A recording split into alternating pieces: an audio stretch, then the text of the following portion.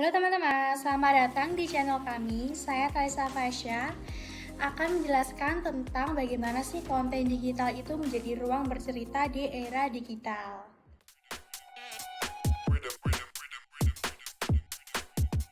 Nah, kita akan ngobrol mengenai definisi dan konteks. Jadi sejak dulu manusia memiliki kebutuhan dasar untuk bercerita.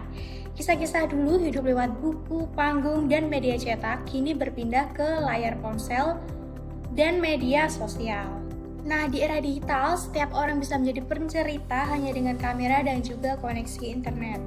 Storytelling dalam konten digital adalah proses penyampaian pesan, gagasan, atau pengalaman melalui cerita ataupun narasi yang dikemas menggunakan media digital seperti video, foto, tulisan, animasi, ataupun audio, menurut Fadila dan juga Dini pada tahun 2021. Nah, menurut laporan Hootsuite dan We Are Social pada tahun 2025, lebih dari 80% masyarakat Indonesia aktif di medsos. Angka ini menunjukkan bahwa dunia digital telah menjadi ruang baru bagi masyarakat untuk mengekspresikan ide, berbagi pengalaman, dan membangun identitas diri.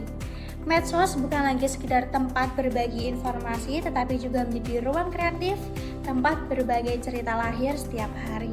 Nah, konten digital itu bukan hanya hiburan, tetapi medium ekspresi diri, pembentukan identitas, penyampaian nilai sosial. Masyarakat Indonesia menggunakan platform seperti YouTube dan Instagram sebagai sarana bercerita, mengangkat isu sosial, mengenangkan budaya, hingga berbagi pengalaman personal yang dekat dengan kehidupan sehari-hari. Nah, storytelling digital memiliki karakteristik yang unik. Yang pertama adalah interaktif dan juga partisipatif karena melibatkan audiens dalam proses cerita. Yang kedua adalah multi-platform karena dapat hadir di berbagai media sekaligus. Yang ketiga adalah emosional dan juga relevan karena menyentuh sisi personal penontonnya. Dan yang paling penting adalah autentik karena lahir dari pengalaman nyata. Storytelling digital juga memiliki pengaruh besar terhadap kehidupan sosial, membentuk pola pikir dan juga opini publik, menumbuhkan kreativitas, memperkuat identitas dan lokalitas, bahkan mempengaruhi gaya hidup dan konsumsi masyarakat. Nah, namun di sisi lain tantangan muncul dalam bentuk manipulasi dan juga ketidakaslian konten. Karena itu, etika, kejujuran, dan tanggung jawab menjadi hal yang penting dalam dunia bercerita digital. Nah, selanjutnya ada beberapa penelitian yang mendukung bagaimana medsos menjadi bagian penting dari praktik bercerita digital di Indonesia. Pertama dari Koten, Jufriansah, dan juga Hikmatyar pada tahun 2022 dijelaskan bahwa aplikasi WhatsApp berperan penting sebagai media informasi dan komunikasi dalam pembelajaran daring. Yang kedua adalah penelitian Agianto, Setiawati, dan juga Firmansyah pada tahun 2020 menjelaskan bahwa penggunaan Instagram berpengaruh nyata terhadap gaya hidup dan juga etika remaja. Yang ketiga, penelitian Aziza Hananda dan juga Faristiana pada tahun 2023 menunjukkan bahwa TikTok mempengaruhi gaya hidup remaja perempuan.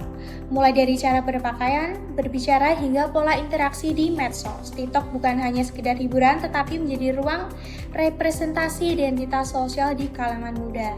Nah, dari berbagi temuan ini dapat kita lihat bahwa medsos bukan hanya alat komunikasi, tetapi juga sarana membentuk nilai, perilaku, dan juga budaya.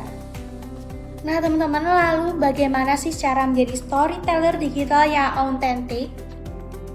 Ada beberapa kiat sederhana. Yang pertama adalah kenali identitas diri dan juga nilai yang ingin disampaikan. Yang kedua adalah bangun cerita dari pengalaman pribadi. Yang ketiga, gunakan visual dan juga narasi yang jujur. Yang keempat, tunjukkan konsistensi antara kehidupan online dan juga offline. Yang kelima adalah berinteraksi dengan audiens, gunakan platform yang sesuai dengan karakter masing-masing kita. Nah, setiap platform itu memiliki karakteristik yang berbeda. Contohnya yang pertama adalah Instagram, cocok untuk visual storytelling. Contohnya adalah Ayla Dimitri, melalui Instagram menampilkan gaya street style dan mix and match modern khas perempuan urban Indonesia. Ayla seringkali menggabungkan foto OOTD dengan narasi personal tentang kepercayaan diri, proses styling, dan juga makna berpakaian bagi identitas diri. Nah, platform yang kedua adalah TikTok. Jadi TikTok unggul dalam narasi singkat dan juga ekspresif. Contohnya adalah Jarna Bakwani melalui TikTok dikenal dengan storytelling visual dalam bentuk transformasi make up dan juga fashion. Ia tidak hanya menampilkan riasan, tetapi juga mengisahkan identitas dan kepercayaan diri perempuan muda Indonesia di era digital. Videonya sering disertai dengan pesan positif seperti self-love dan juga ekspresi diri. Yang ketiga adalah YouTube, memungkinkan storytelling mendalam dan juga dokumentatif. Contohnya adalah Gita Savitri Devi melalui YouTube dan juga Instagram, terkenal karena membagikan pandangan hidup dan pengalaman personal secara jujur, tanpa berpura-pura sempurna. Ia menyajikan konten yang reflektif dan juga kritis, menjadikan contoh pencerita digital yang berani dan juga autentik. Selanjutnya yang keempat adalah Pinterest. Jadi Pinterest lebih fokus pada ide visual dan juga inspirasi desain. Contohnya adalah Ella Trimurti Medasa melalui Pinterest. Ia dikenal sebagai salah satu kreator dan desainer mode Indonesia yang aktif membagikan karyanya visual di Pinterest. Melalui unggahan berupa sketsa desain, palet warna, fashion technical drawing, dan foto hasil rancangan busana. Ella membangun narasi visual yang konsisten tentang keindahan, budaya lokal, dan interpretasi modern terhadap fashion Indonesia. Nah, selanjutnya data menunjukkan penggunaan internet di Indonesia ini terus bertambah setiap tahun. Tapi lebih dari sekedar angka, ini adalah cerminan bagaimana masyarakat kita semakin aktif membangun narasi sendiri di ruang digital. Melalui YouTube, TikTok, hingga podcast, kita belajar bahwa bercerita tidak lagi soal siapa yang paling viral, tetapi siapa yang paling relevan, autentik, dan juga memberi makna. Era digital memberi kita peluang untuk saling memahami lewat cerita. Dan dari jutaan cerita yang lahir setiap hari, selalu ada ruang bagi kita untuk menebarkan inspirasi, mengedukasi, dan memperkuat budaya Indonesia di dunia maya. Nah, berceritalah dengan makna, karena setiap cerita punya dampak.